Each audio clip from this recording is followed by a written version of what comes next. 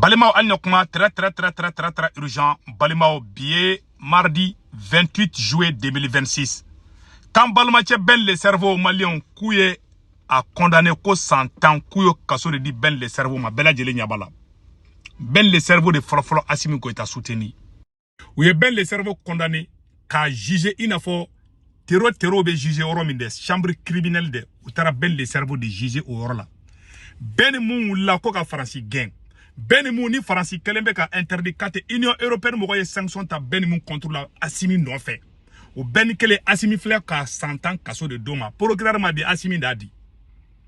C'est-à-dire que ou be ka mo stratégie courant be Assimi Goïta bulu.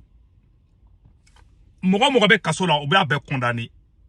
Assimi ka stratégie ale de ba peine seben Assimi de bisiki ka seben papier la me feni sa hake ka di karsama abo da ka procureur ma o be soro ka to jugement ka ina fo luka code la ne do ka soro ne ba do ne Assimi ne baraka ne bu baraka chuko don ne nu e baraka ne te don secret be de kono justice mo be fen ke a bebe gland depuis kulubadi Assimi de ba be décider o do ko songo ma c'est à dire que jamana na be niveau la tseka changer jamana be changer ni institution de mogote oro de famille.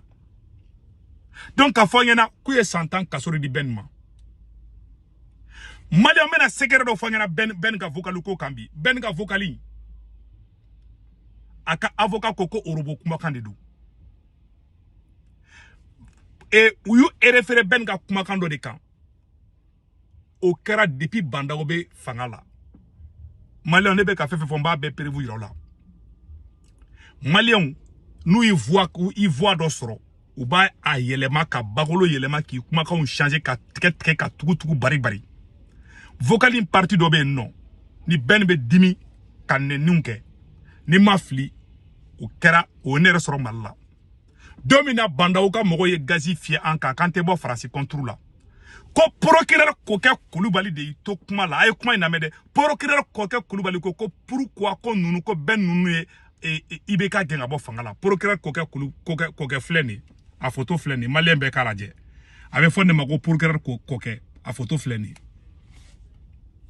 ne dabali bana quoi. Moi j'ai été très déçu ka ay ben mininga ko ben de Ibeka gen ko président démocratiquement élu c'est ate sorasi do halibi faut quand ça ne rebalade faut quand ça ante tout sorasi ko bli e ja sorasi horo mancha ka mene ka andan juguma ali touré de mena domina mala touré kone ma kaunde Ibeka gen a mo fefe be justice la autant fait ou te révolutionnaire ou fait Asimbo ko de black kaun kelebi e malien ça ya monnaie ni setiye monnaie be douila mais monnaie be douila do ala be benga monnaie bo domini bitikilingi donc wo de fo benga avocat e kuma do fana fo ko ben kele kunte dore ko ben de marché ke ko ka France gende o marché chien fait bande o karaka banda auto fangala o ye gaji de fianka en dimingo jugo antaru korofo ne re kumbala nyu korofo très bien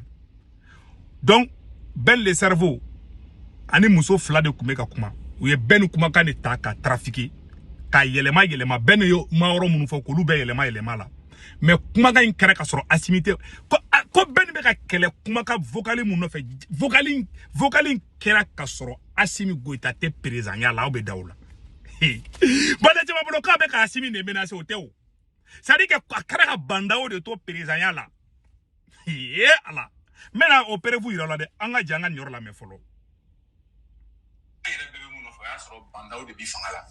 voilà awo me o ka soro banda o de be fangala ye ben ga prosu de flega fota nto de anga yanango tonna ba anga ben yere ka avocat ayo kuma mu fo anga jango la me ben coincé ben koko bon kona betan kuka ya fale mo bero matui eni kafiri ya ede anga janga ben ga progrès ka kuma na me indu no nu ko ga vora réseau internet diga ne kanga siga ira bora mi honi ali mo mi a chi do ma do ma do est-ce que ira la fait ira la do internet fait oui. C'est un robot qui a montage de la laula. Avec mon fofement manager, avec Jabou Frantique, ni manager. Voilà. Et benka avocat di. Ko kumaka nye robot kandi. Ou ya kumaka fefe bo. Ou ya be a beke robot kandi.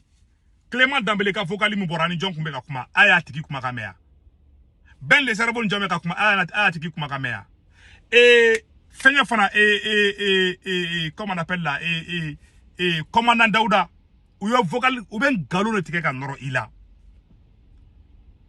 munu ngo kame sa Assimi no fe Assimi ka fanga de be ka nke Adama Douna avocat fefe ka bon justice mo gote ka bonade Assimi Goïta ne be ka vocalu gland ka ou ya kene yere la ko Alassane Ouattara 75 millions d'inema ne borani Korane ne kuma boni Korane adu wallahi ne somogo go segu tongara ne ma boni Korane amalula ou ya galon norane la billahi fo ne ba kashira ko kale den to ko chene be ko million bi wolom landuru ko Alassane Ouattara do dinema ne borani Korane de kan kalakan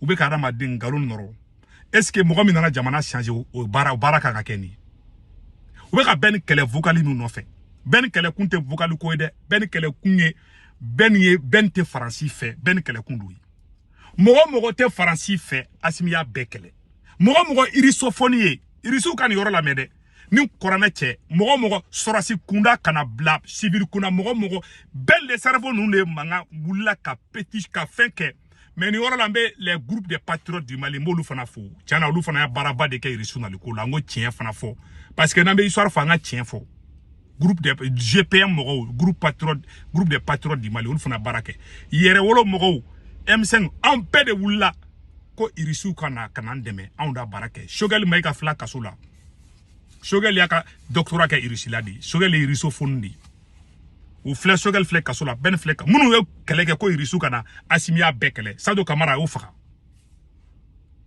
e ko kete ya fa benma munu yanga surasu da ku kante ko fle sente kono e ya fara oluma munu yanga milliard bisiki shwa bora Mali telela e ya fara oluma e ko kete ya fa benma muso ko kala mainde depuis beningo kante batulu fe domina benma ngoyara Assimi billahi taala Mali anyo de fana munu mene mogo ne kala Assimi no fe al laharan tikaw fe ntaw fe ntekaw fe parce que awte horo nyaawte halala wi mogo ne kele akera America akera rod billahi ntekaw fe ali sarana do su kaw kele ntekaw fe parce que ay kafri deundi ma fe mogo me Assimi fe ntoko lu kele de mogo mi ne kele Assimi no fe ntekaw fe fo lahara ali sara awnye na do ala kan suge kaw kele ntekaw fe fo lahara parce que ali ntefe ka kuma quoi afleka nke bendela abeka flagara Assimi beka munke hali demi ngulula bi ba do ko ni président kolon denda nga jamana kuma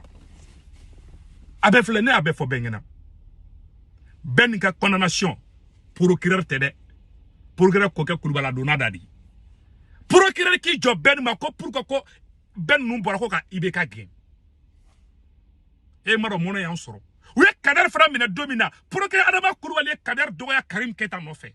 Ibeka mogo de nana fangalabi. Imae Ibeka ka video manu les boubou mabel les abounyang ol de nanabi. Munu ye Ibeka kele Assimi ya bekele.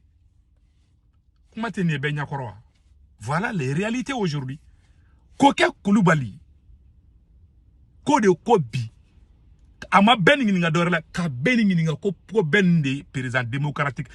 Ben nous fana kama ko Assimi nunu munu ye kudita kedu bon ibae procureur iba do ate surasu fe mais surasi ni beti deunde do tout nini ujugo do mais ni procureur kolon betla ka Assimi betla ka o juger na ma kolosi peut-être autant ni malien yu sasa na obede ou te surasi ni tout nini ujugo do ou taru ngolo do bo chechi dina na Assimi here soro malikola na Assimi Mali glan aga fone makonya mo den tatofle Afrika galomi noro waldeuna ala tseka herekai billahi tallahi ala tseka sagudama de pas donna nin koina a barka bana pet tigara la jilimaka goyko wulumsoni bobi il est le président le plus nul injustice be orora ala te barka do du kono ali do kono du nyamoko fenfen be no abaka du de un bonyo na abe muso flafuru muso folo obe chesoko du muso flana obe bashini to de du yo ye du tigo du tigila ala bata tien nete injustice fait hali wulu ni injustice kala ne be kele voilà mon problème avec Assimi. Mais moi, je suis Assimi ko la Amérique fara malika moi je suis ntaw fe de. Ala Assimi taran teka fe. Billahi pasa ote horongi. Moi je Assimi fe ngonto lu kele. Mais moi de ne kele. Assimi no fe. Ki ne kele reka kele daira na Assimi no fe nte ki fe. Halla harante ki fe. Nti afi ma fona. parce qu'il était horogné, il était horon digné. Parce que ben y'avait tien nabi. Et puis c'est qu'à fois que ben fait que ben Assimi fait, on a figi dignadi. Voilà les réalités aujourd'hui. Moi je ne vais pas de coq au lane. Assimi beka munga dogolen de bela. De pas Assimi kumbaga fanga tan fala wakati na manja kumba Assimi ka dona ka surani ben de bolo be nyokambolo ani shogel de bolo be nyokambolo. Ayeni mogo fla aka Assimi gota aka généraux flab aka c'est-à-dire que Assimi gota est un moteur de aéré moteur a odi chung aya biel kulebi.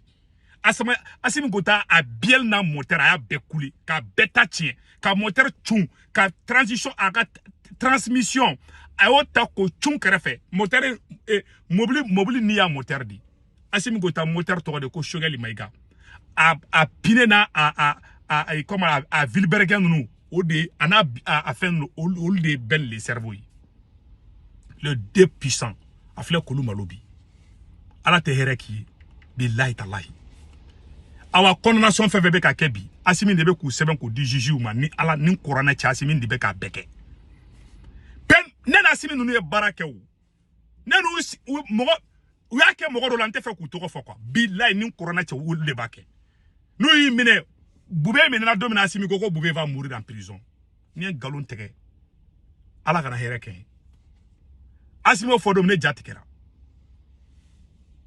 ko boubé va mourir ko il va pas sortir a ben blatote abisela que changement maintenant c'est possible pour le moment parce que mo be bidote shindo ambe orna ko bi Assimi te fait ka ben bla a te fait ka shogali bla a mo na te fait ka shibla o sharia jumembe mali kono mumba ira lebe ka munu ke bi ka mo mine urubu kankan pour ben yere ka fen bora aya befo urubu kan ka mo mine urubu kankan ay mo fen mine a be vogal fabriquer lindi ka mo boom ou débat ko ko mo men kada madona ali kafiri denga fsangu wulu do be ni jo amaka ku ban kele Assimi no fe sari ne mira amona te fo mone ma mine je kono ko mi yere dale me mo do la lu katla kana ko lu ban kele Assimi no fe